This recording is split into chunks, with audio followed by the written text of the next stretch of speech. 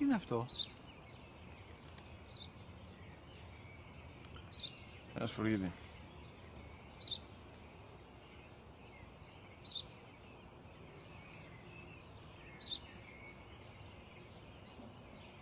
Τι είναι αυτό?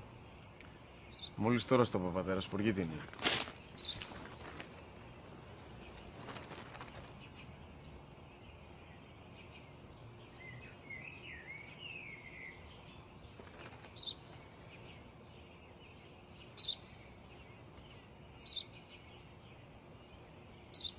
Τι είναι αυτό?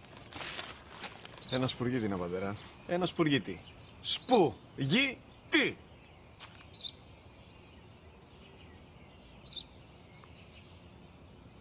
Τι είναι αυτό? Γιατί το κάνεις αυτό το πράγμα, μπορείς να μου πεις? Τόσες φορές σου είπα, είναι ένα σπουργίτη. Δεν το καταλαβαίνεις. Πού πας?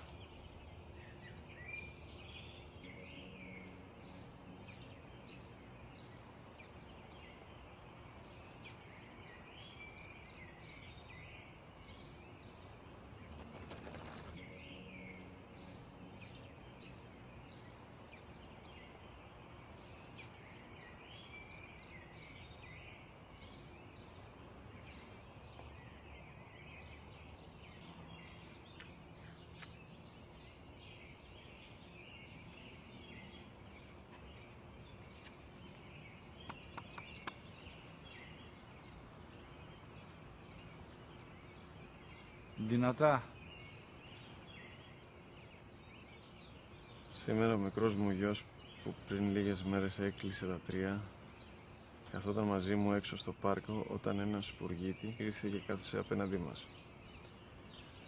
Ο γιος μου με ρώτησε 21 φορές τι ήταν αυτό και του απάντησα και τις 21 φορές ότι ήταν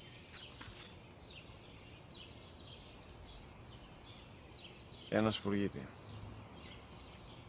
Τον αγκάλιασα τρυφερά και τις 21 φορές που μου έκανε την ίδια ερώτηση, ξανά και ξανά, χωρίς να εκνευριστώ, νιώθοντας στοργή για το αθώο μου αγοράκι.